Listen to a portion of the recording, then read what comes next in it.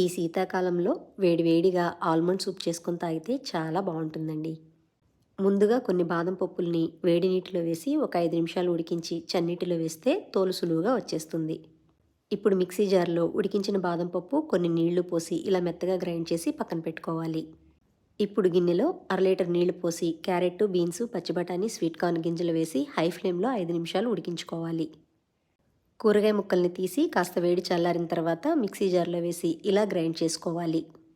ఇప్పుడు గిన్నెలో కొద్దిగా నూనె, కొద్దిగా బటర్ వేడి చేసి సన్నగా చాప్ చేసుకున్న అల్లం, వెల్లుల్లి, పచ్చిమిర్చి వేసి కాస్త దోరగా వేగాక మనం గ్రైండ్ చేసి పెట్టుకున్న వెజిటబుల్ ముద్ద కూడా వేసుకోవాలి. చిటికెడు పసుపు కూడా వేసి 2 నిమిషాలు వేయించుకొని ఇప్పుడు కూరగాయలు ఉడికించిన నీటిని పోసుకొని మీ రుచికి తగ్గ ఉప్పు, కొద్దిగా మిరియాల పొడి వేసి కలిపేసి ఒక పొంగు వచ్చే వరకు మరిగించుకోవాలి. ఇలా మరుగుతున్నప్పుడు గ్రైండ్ చేసి పెట్టుకున్న ఆల్మండ్ పేస్ట్ కూడా వేసి మరో 2 నిమిషాలు మరిగించి కొత్తిమీర చల్లితే సరిపోతుంది.